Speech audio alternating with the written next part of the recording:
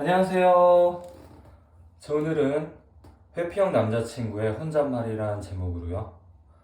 우리 회피형 남자친구가 여자친구에게 하지 못한 말들이 있어서 준비를 해보았습니다. 우리 회피형 분들은 언어 표현을 되게 어려워하잖아요. 그쵸? 근데 하지만 속으로는 하지 못한 말들이 한가득 있어요. 그래서 오늘은 거기에 대해서 편하게 들어보시라고 풀어보았습니다. 오늘 회피형 남자친구의 혼잣말, 독백을 하는 거예요. 여러분한테는 괜찮다, 이해한다라고 얘기했지만 그 속에 있는 말을 오늘 풀어드릴 거예요. 자, 잠시 후 들어보시면 되고요. 그 전에 회피형 남자친구가 자라온 성장 과정을 먼저 살펴보겠습니다. 회피형 아이의 감정과 신체 감각을 먼저 느껴보겠습니다. 내가 아기라고 상상해 볼게요. 방금 나는 엄마 품에서 분유를 배부르게 먹었어. 근데 엄마가 다시 나를 침대로 눕혀주는 거예요. 따뜻한 엄마 품에서 차가운 침대로 옮겨지고 엄마 얼굴이 사라지는 것을 본 아기는 겁을 먹기 시작합니다. 겁먹은 아기는 엄마가 어디로 가는지, 돌아오실지 어떨지 모르잖아, 그쵸? 그래서 아기는 보호받지 못하고 안전하지 않다고 느끼게 됩니다. 아기는 엄마가 돌아오기를 바라면서 몸을 움츠리고 울음을 터뜨리겠죠. 근데 엄마가 보이지 않자 더 크게 울면서 상황이 달라지길 바라지만 그렇게 되지 않잖아. 이게 현실이잖아요. 그쵸? 아무도 도와주지 않는 현실을 느끼게 된다. 근데 엄마는 아기의 울음소리를 무시합니다. 나쁜 뜻에서 그런 건 아니에요. 그쵸? 엄마가 보기에는 아기는 배부르고 따뜻하고 기저귀도 뽀송해서 불편한 데가 없어 보여. 엄마는. 위험할 게 당연히 없지. 엄마가 볼 때는요. 그리고 이제 잘 시간이라고 생각을 하는 거죠. 엄마는요. 아기도 혼자서 잠드는 법을 배워야 하니까. 그래서 결국 아기는요, 무서울 때 아무도 와주지 않는다는 사실을 깨닫고 울부짖어도 소용없으니까 울음을 그치게 됩니다. 그러니까 엄마는 자기의 도움을 거절하고 외면했다고 생각을 하게 되는 거죠. 대신 손가락을 빨면서 자신을 달랬어. 손가락 빨면서 달래고 아직 초점이 맞지 않는 눈으로 주변을 둘러보면서 혼자 남겨진 것을 확인하고 혼자 외롭게 뒤척이다가 잠이 듭니다. 이게 뭐냐면 혼자서 스스로 위로를 했다는 거죠. 그리고 둘러보니까 혼자 남겨졌어. 어차피 세상에 믿을 사람 하나도 없다. 인생은 혼자다 라고 느낄 수 있는 거죠. 자, 이렇게 됨으로써 아기는 근본적인 소통을 원하는 본능적인 욕구가요, 타인에게 무시될 수도 있고요, 자신도 남의 욕구를 무시할 수 있다는 교훈을 배우게 됩니다. 이때 생기는 거야, 회피 성향이. 자라서 어린이가 된 아이는요, 혼자 상상하고요, 자기 욕구를 알아서 채웁니다. 혼자만의 시간은 아이가 세상에서 시달렸다고 느낄 때 돌아가는 본거지가 되고요. 자, 이 혼자 상상하고 혼자 욕구를 알아서 채울 때 이때야말로 가장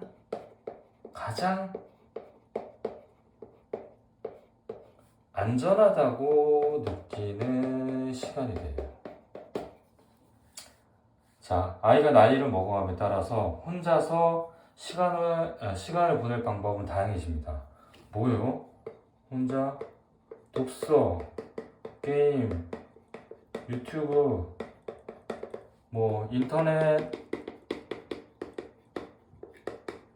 인터넷 세상에서 혼자만의 시간을 보낼 수 있는 방법이 다양해지잖아요. 그쵸? 이제 돌아갈 본거지가 많아지기 시작하는 거예요. 성인이 되면서요. 그래서 타인과 상호작용하지 않고 마음속에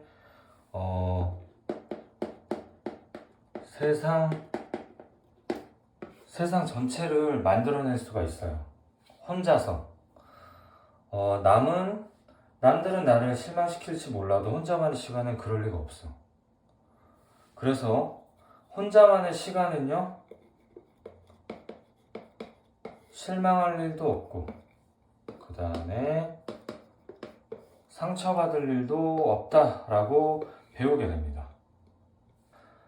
그래서 회피형은요, 양육자로부터 외면, 방치, 버림받은 느낌을 받으면서 자라왔어요. 따라서 자신도 남의 욕구에 대해 무시할 수 있고, 그렇게 프로그램 되어 있다라고 극단적으로 말씀드릴 수가 있습니다. 이 욕구라는 거는요, 연애할 때 가장 많이 하는 거, 연락하고 싶은 소통 욕구야. 이걸 포함해서 내 감정을 의지하고 싶은 것 또한 욕구고요.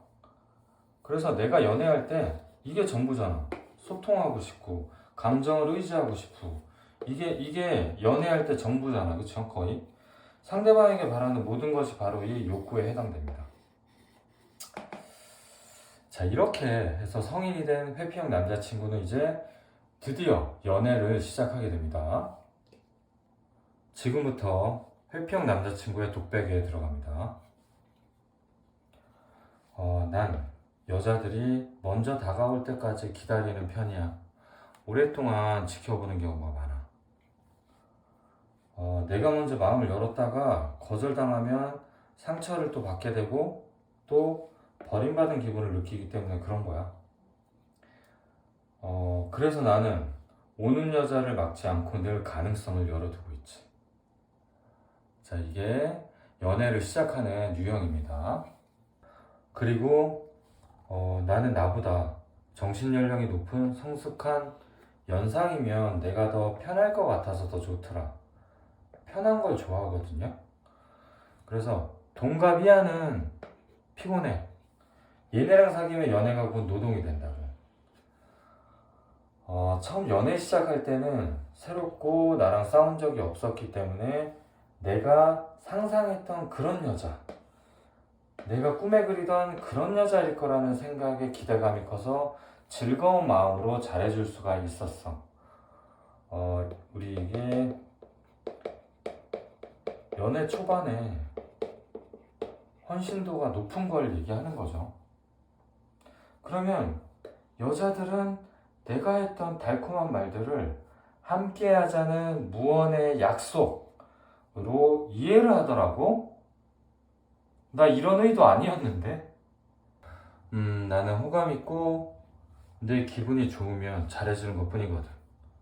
근데 그녀는 내 말에 기대하고 위안을 얻는 것 같더라고. 자꾸 나보고 우리 사귀는 거 아니냐고 물어본다 자꾸. 그래서 나는 여러 번 얘기를 했지. 나 연애할 때 200일 넘겨본 적이 없고 헤어질 때도 내가 먼저 이별 통보를 해왔다 솔직하게 말했거든. 그러니까 나는 누군가랑 지나치게 가까워지는 것을 두려워하고 한 사람에게만 전념하는 관계가 불편하게 여기는 사람이라고 분명히 힌트를 줬거든. 나 분명히 말했다고. 근데 여자들은 내가 말을 해도 괜찮아. 사랑하면 모든 걸 이겨낼 수 있어. 이런 말 하면서 내 얘기를 귀담아 듣지 않더라고. 그리고 나한테 빠져들더라. 나는 언니 혼자서 나한테 의지하고 자라왔기 때문에 누군가 나를 지지해준다는 믿음을 자연스럽게 품을 수가 없게 됐어. 그러니까 남이 내 욕구를 채워준다는 생각 자체를 하지 않고 살아왔단 말이야. 그래서 내가 남한테 내 욕구를 표현하는 건 남에게 폐를 끼친다고 여겨준단 말이야. 난 자라면서 신경 쓰이지 않는 사람이 되어야 더 좋은 아들이란 칭찬을 듣고 자라왔단 말이야. 난 이렇게 자라왔다고. 그래서 난 항상 여자친구가 나한테 뭐 하고 싶냐고 물어보면 딱히 하고 싶은 거 없는데 바라는 거 없어. 내가 원하는 건 심플하단 말이야. 이렇게만 얘기해줬어. 그리고 사이가 가까워질수록 나는 여자친구에게 너무 바빠서 만나기 어렵다고 말하고 가끔은 주말에만 만나자고 말했어. 왜냐면 친숙해지면 혼자 있는 느낌이 안 들고 미묘하게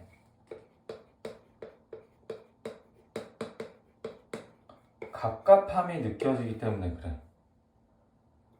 친밀해지면 불편함이 느껴진다는 얘기예요. 혼자서 뭔가를 편하게 하던 상황에서 여자친구와의 상호작용으로 넘어갈 때 약간 불편하거나 성가시다는 느낌을 받는단 말이야.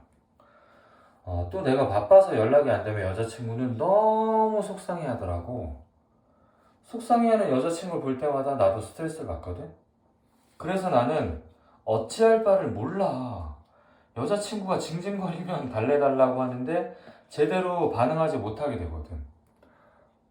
왜냐면 나는 누구를 달래본 적이 있어야지 방법을 몰라 나는.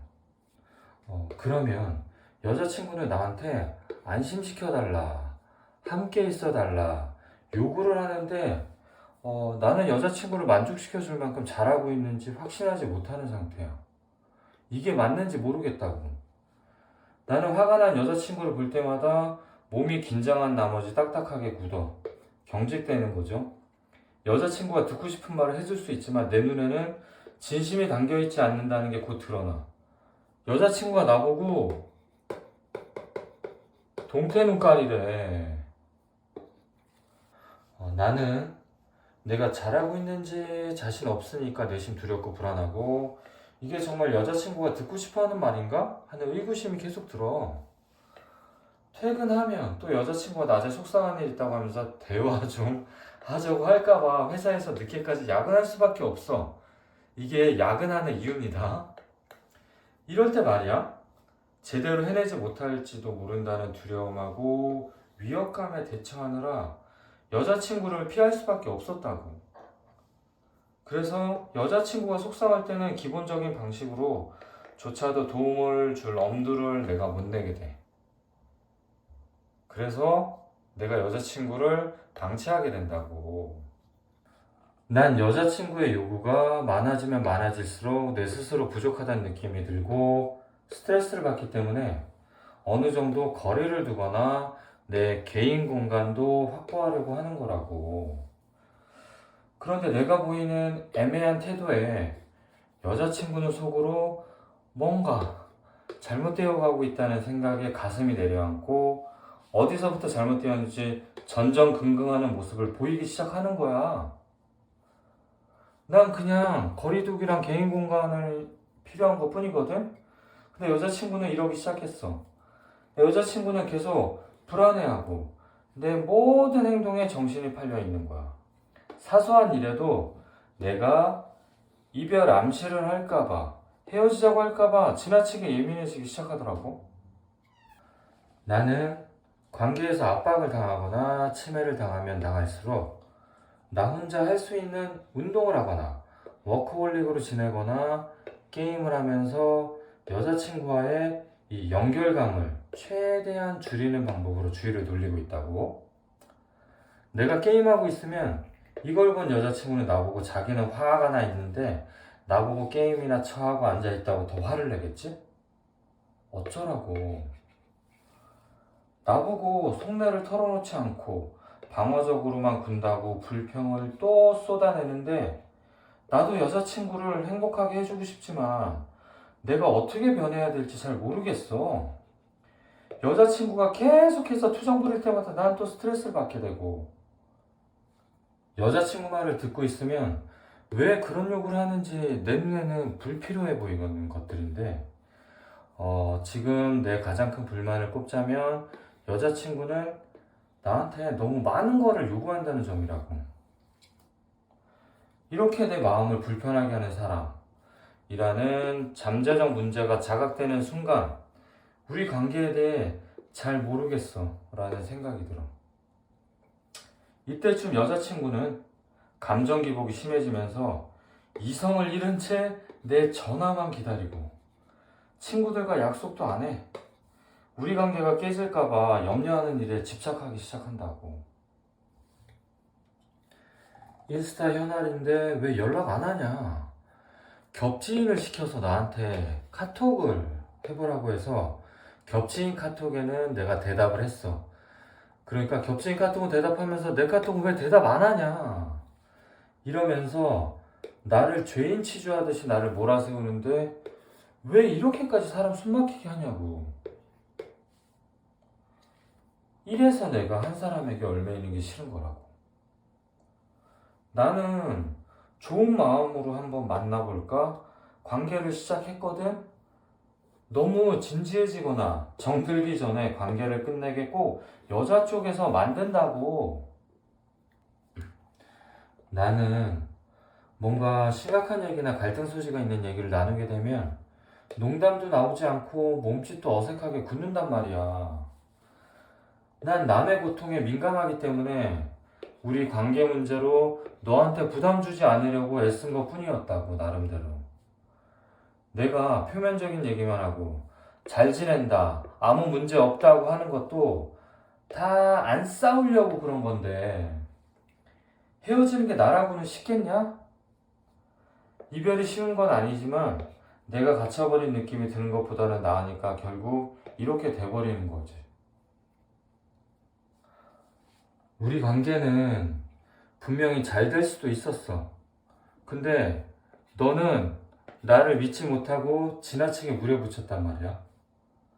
좋아하지도 않는 일을 어쩔 수 없이 나를 바꿔가면서 내가 계속 해야 되냐고. 나는 그냥 있는 그대로 나를 사랑해줄 수 있는 사람을 원했을 뿐이라고. 내가 큰 거 말했어? 단순하잖아. 있는 그대로 사랑해달라고, 그냥. 나 나쁜 사람 아니야. 나도 억울해. 자, 여기까지 회피형 남자친구의 혼잣말이었습니다. 자, 다음은요. 결혼하고 바람핀 회피형 남편의 짧은 독백도 있습니다. 나는 꿈에 그리던 여자랑 결혼을 했어. 근데 나는 아내에게 부족한 인간으로 보일까봐 끊임없이 걱정하고 살았지. 아내를 잃을까봐 두려웠던 나머지 재정 문제 등 대출 이자가 늘고 돈 쓸 일이 마구 생겨도 아내의 심기를 거스를 것 같아서 말을 못 꺼내고 망설였단 말이야. 와이프가 나를 떠날지 모른다고 생각하면서 갈등의 여지가 있는 주제는 아예 감추거나 회피해버렸어. 이게 버림받을 수 있다는 유기불안이 과도하게 심각한 상태라고 볼 수 있죠. 이렇게 속마음을 털어놓을 자유를 잃어버린 나는 스스로 결혼에 속박당했다고 느끼기 시작했어. 이 속박의 느낌은 뭐예요? 거의 생매장 당하는 느낌이에요. 이런 느낌을 받기 시작했어. 그래서 외도를 하게 됐는데 내 마음 한구석에 늘 의심했던 대로 와이프가 결국 날 떠나버릴 때를 대비한 일종의 보험이었어. 외도는 보험으로 했대. 이게 일종의 뭐죠? 망상장애예요, 망상장애. 유기불안으로 인한 망상장애로 외도를 한 거지. 이게 바로 회피형이다 라고 볼 수 있죠. 나는 늘 아무 문제 없다라고 와이프한테 말하면 고지고대로 믿는 게 편했는지 더 이상 묻지 않더라고. 어느 날 내가 외박하고 들어왔을 때는 촉이 왔는지 직접 묻더라고. 여자 생겼어? 난 아니라고 했지. 뭔가 있다는 직감이 들었는데도 와이프는 그냥 넘어가더라고. 와이프는 또한 파헤쳐야 할 문제 같은 건 없다고 믿고 싶었던 거였더라고. 이거는 내가 볼 때 그랬던 거고, 나의 아내는 안정 성향이었어. 어느 날부터 아내는 재정 문제랑 외부 관계랑 함께하는 삶이랑 이런 데서 느끼는 감정에 관해서 나한테 자주 물어봐주고 내 얘기를 차분히 들어주기 시작하더라고. 아내는 차분하면서도 위협적이지 않은 태도를 보여주었고, 나도 서서히 나의 틀을 깨고 나와서 열린 마음으로 한 발자씩 내디딜 수 있었어. 이 틀은 뭐예요? 틀은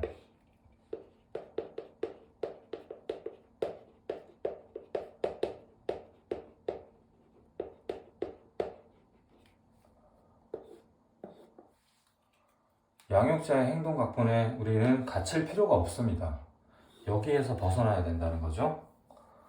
자, 시간이 지나면서 나는 차츰 자신감을 얻었고, 아내는 나의 단점까지 있는 그대로 받아들여줬습니다.